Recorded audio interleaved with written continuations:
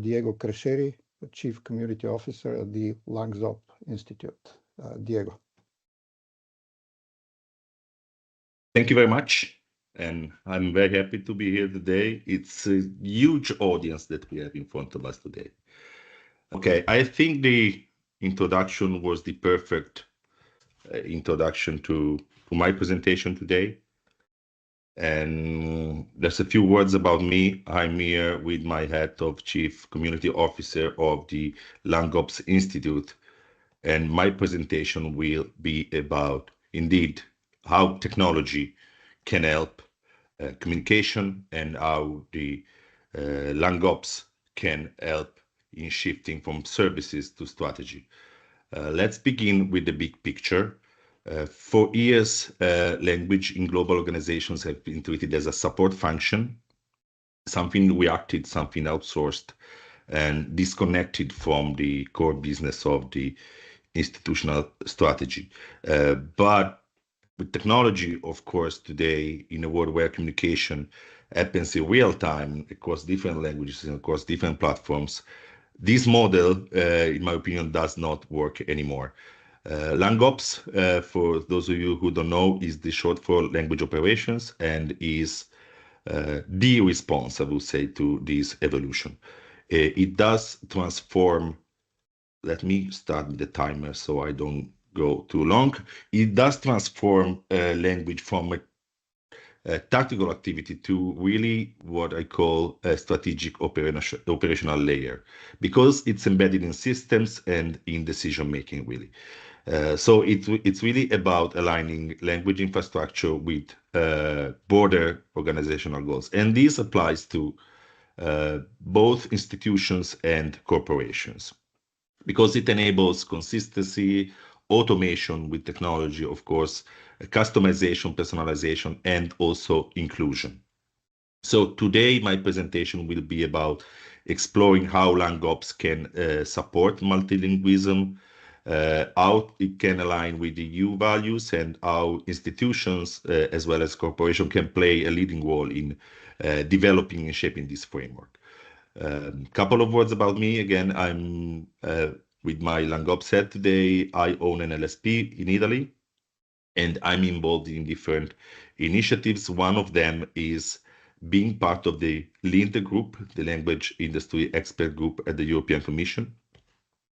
And which brings me to the next slide. I've been recently in Warsaw. It was actually Monday and Tuesday this week for a European translation workshop event.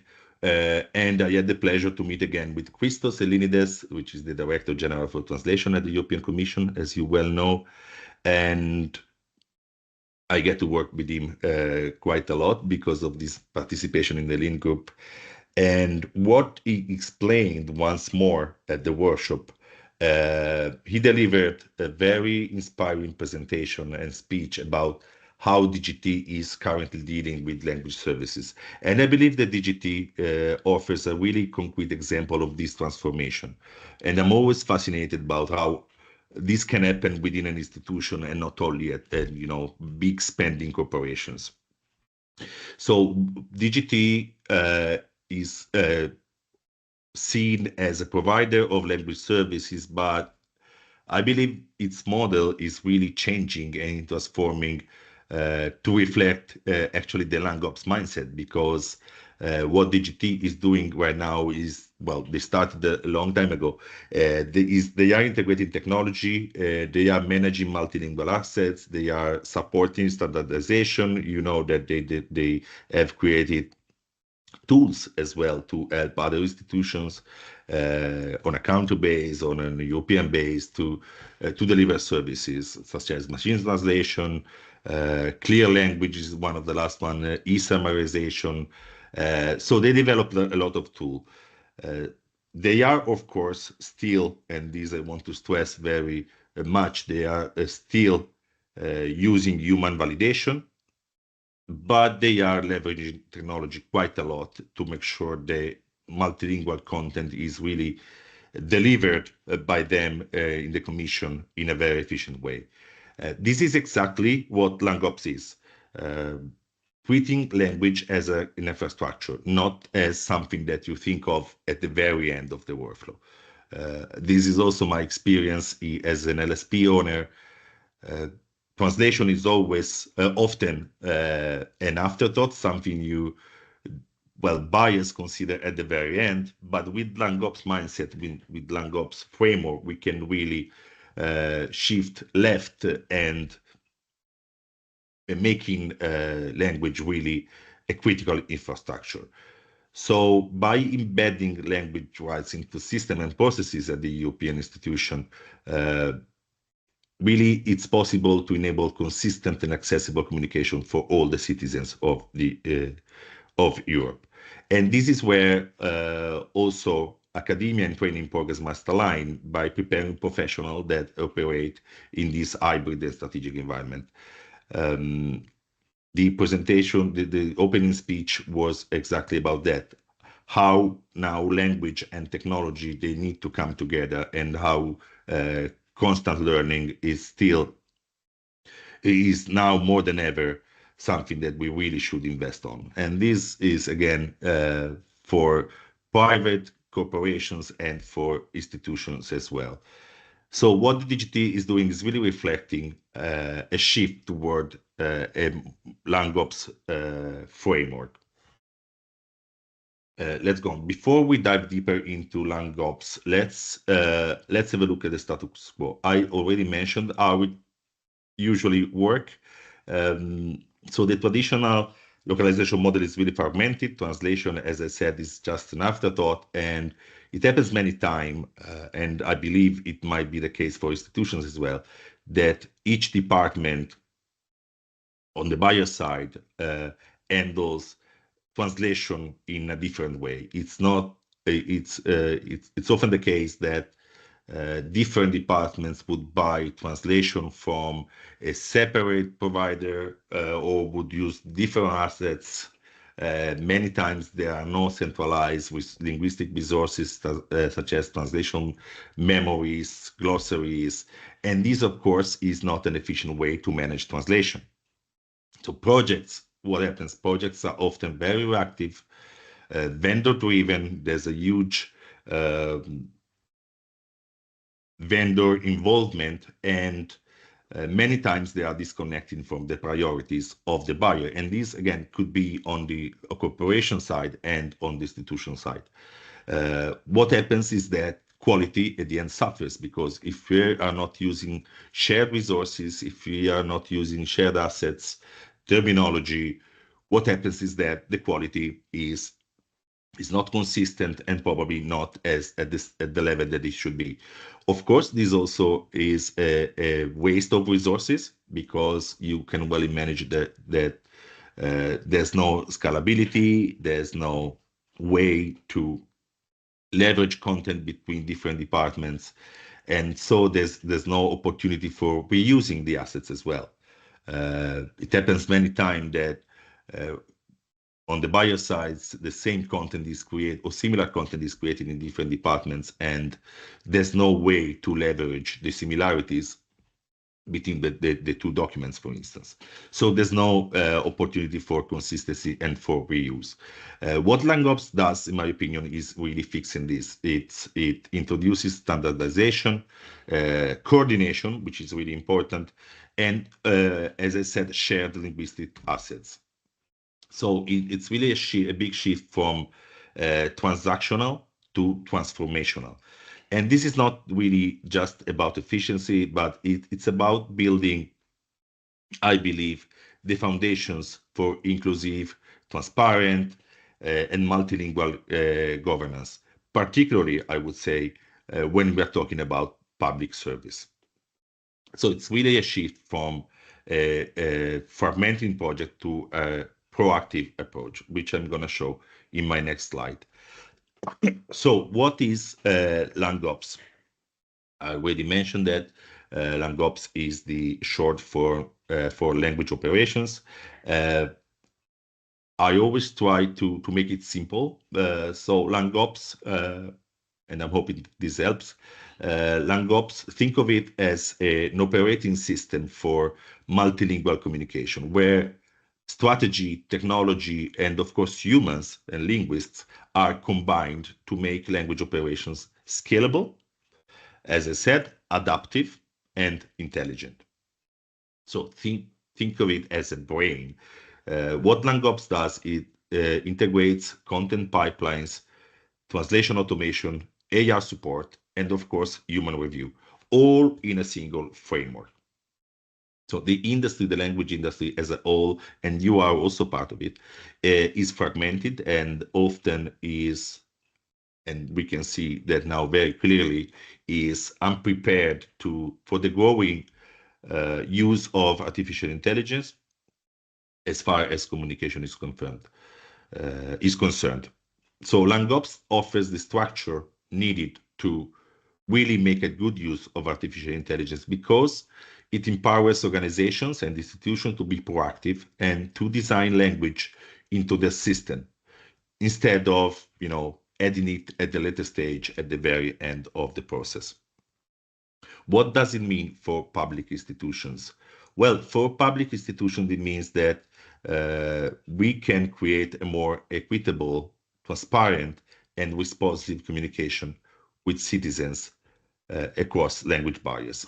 It's really a way to leverage technology and, of course, artificial intelligence to really eliminate the barriers, the language barriers for our citizens.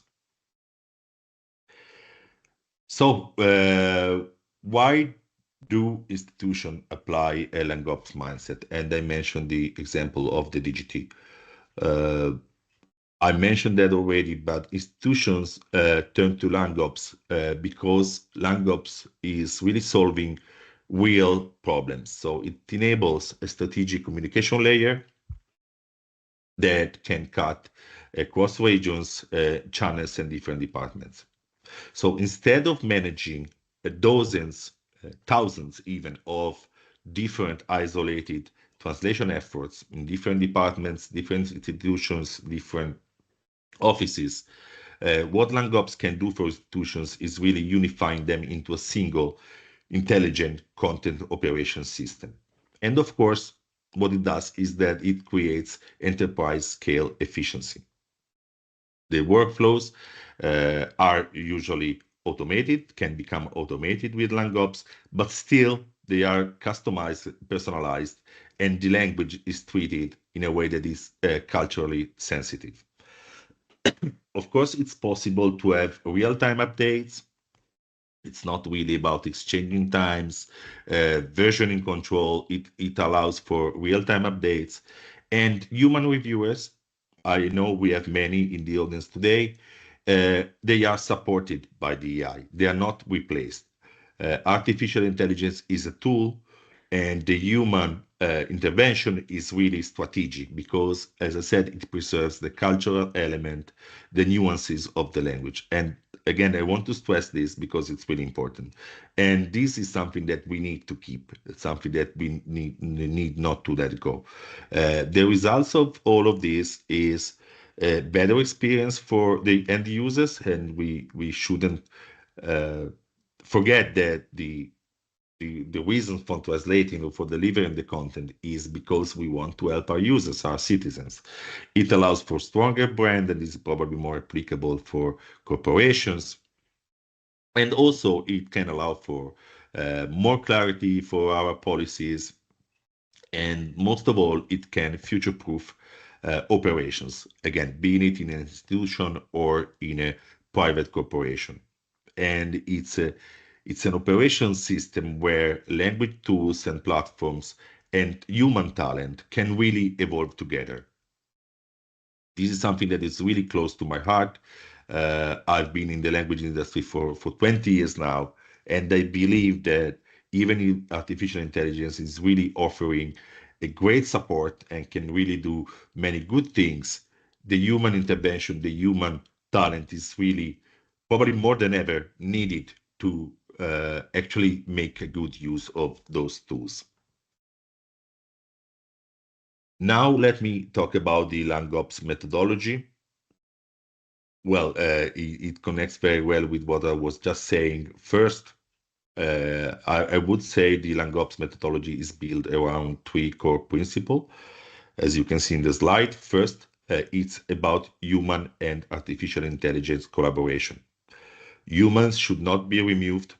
LangOps really empowers human to make decisions where the machines cannot do that. Machines alone cannot take the right decision. So it's really about blending the human insights with the powerful, and I want to stress these, they're very powerful artificial intelligence capabilities.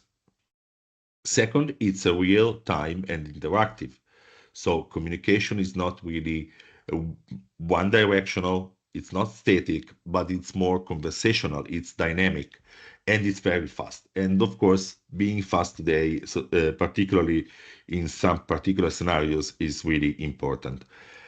Third principle is that LangOps methodology is language agnostic. So the tools that LangOps develops, the processes really work across all languages. So it's not really about the English, or some markets. It's really about being language agnostic. So LangOps is to language what the DevOps is to software. It's a way of automating and optimizing complex systems, and we know that the way language has been traditionally operated is a complex system. And of course, again, it's about keeping the human in the loop. And I would probably say keeping the human at the cockpit. So human is really the necessary element to control this operating system, and which again is scalable and inclusive and adaptive by design.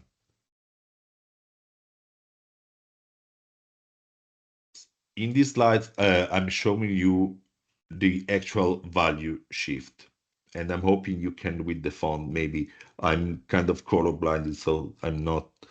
I'm hoping that you can read it well. For me, it's a little bit blurred. So with LangOps, institutions and organizations they just don't buy translation, they just don't order translation, but they really own their language assets. And this is a huge shift. This includes the content, the terminology, and the structured knowledge. That ownership of the language assets allows for consistent quality, better governance, and also faster response to change. And I said that already, being fast in today's world and for institutions, particularly in some given scenarios, is really, really important. More importantly, this value shift, owning your own language assets, creates value, and language really becomes a tool for engagement, for trust, and for accessibility. And I'm particularly excited that accessibility now is really becoming a clear focus of the European institutions. And because LangOps supports language agnostic infrastructure, it really ensures that services can operate smoothly in any language, anywhere, without starting from scratch anytime. So it really dismisses all the inefficiencies of the old model that we are in the language industry used to witness. So what about the future? What about the future that we can build with LangOps? We see a future where fluent and multilingual by default is really the standard. You imagine you land in a country and you get instructions in your language, be it signs, being apps, being services. You don't even need to ask. You get the instructions that you need in your own language.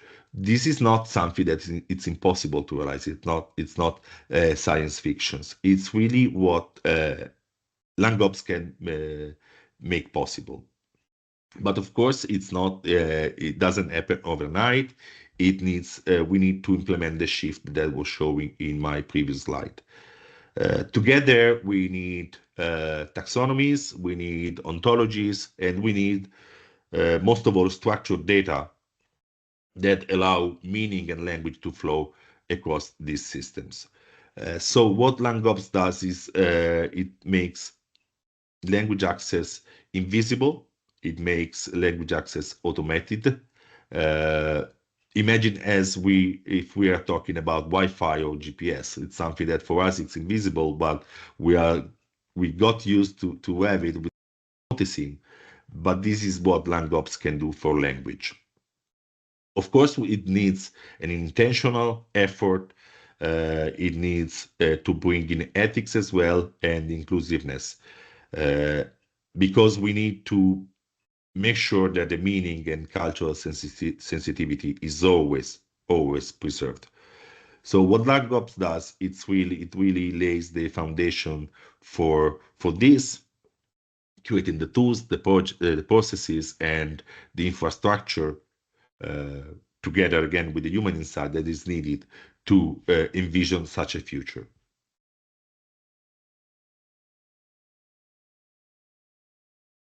This is about the LangOps Institute. As I said, LangOps is not just a concept. LangOps, it's a growing ecosystem that is built on 5 pillars. First one, and this is of course very important, as the previous speaker was saying, it's education and certification. We need to train professionals who can really bridge the language, the technology, and the strategy. Humans will always be needed. A huge upskilling effort is needed to get there. Enterprise transformation, which means helping institutions to restructure around language and make it a core competency. Technology validation, which is certifying the tools and platforms that really meet the LangOps standard. This is something that we are doing at the LangOps Institute. We are also working, and I have the next slide would be specifically about this, a community, and where leaders and people that are embracing the LangOps framework are in this community. And so we are aiming at creating a global network of practitioners, and the aim is that we can learn from each other and innovate together. I believe now more than ever, getting together and working together to create new solutions based on LangOps framework is really, really important. So this is what we are working on at the moment as well.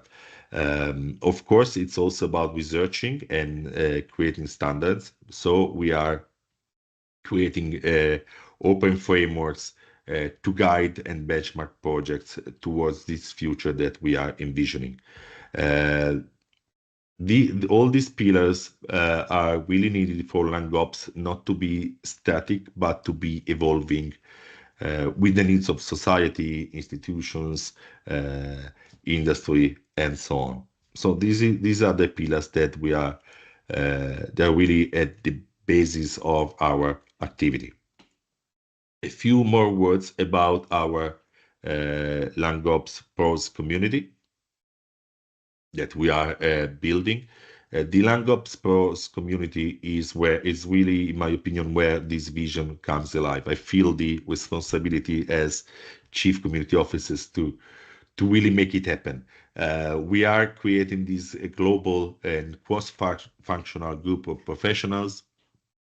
We have different people from different levels of experience, but they have one thing in common: is they also believe, as I do, that LangOps is really the future. So we have LSP leaders, we have consultants, we have people that are more in the technology space, we have academia as well, we have strategists, And we are all working together to really shape the future of LangOps and the future of the language industry. What we do is we test different solutions. Particularly, we share knowledge, we share our knowledge. So it's really a vibrant community of people who are sharing their knowledge for the benefit of others. And again, this is really important because the more we are, the more we can also be fast in creating new workflows, new processes, and so on. And we are creating the standards for how language and artificial intelligence can work together in an ethical and in an efficient way. Community is, of course, made of people. So this also underlines how LangOps is really about the human role. Machines can help you scale, can help you with efficiency, but it's the humans that are bringing empathy, ethics, culture, and a context. And it's really the humans that can support the language complexities. So this balance, again, between the human side and the technology is really at the heart of what we do. So we are inviting people to join this community because we believe this will be a great contribution to a movement that really views language as both a human right, if we think about accessibility, and a strategic advantage as well. I'm not sure how, but I will try and share the link if you are interested to join this community. To conclude, because I think it's about the time that I do so, LangOps is not a trend. It's not like jumping on the wagon of technology just because it's cool to do so, but it's really a shift in how we see language can play a big role in institutions, in our overall economy, and even in democracy as well, if we think about accessibility. I believe LangOps really aligns with the EU's mission of unity in diversity.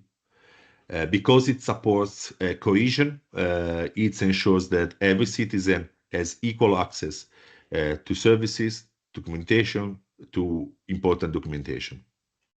So what LangOps can do is really bringing citizens closest to institutions and bringing institutions closest to citizens.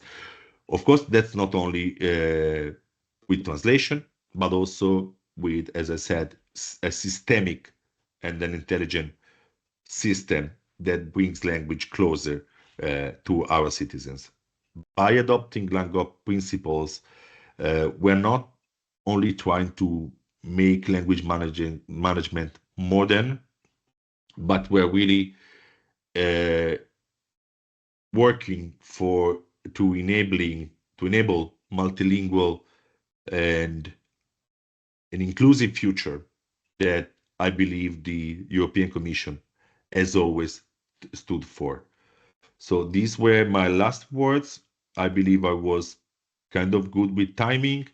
I'll leave this slide here for a few seconds so that if you want, you can get in touch with Arthur. Arthur should be in the audience as well, and know more about what we do. And as I said, I will try and share the link to our community in case you want to join our community. I strongly invite you to do so.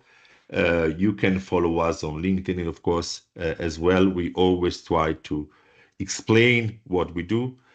Sometimes we could do a better job in making it simple to understand what we do, but I'm hoping that at least for you that are with us today, I managed to explain why LangOps can really support institutions as well, like yours, for better accessibility and better service, overall service to our citizens. Thank you so much. I'll be around this morning and today. I need to drop off at more or less 10. If you want to get in touch, again, Arthur is in the audience. You can get in touch with us on LinkedIn. You can join our community.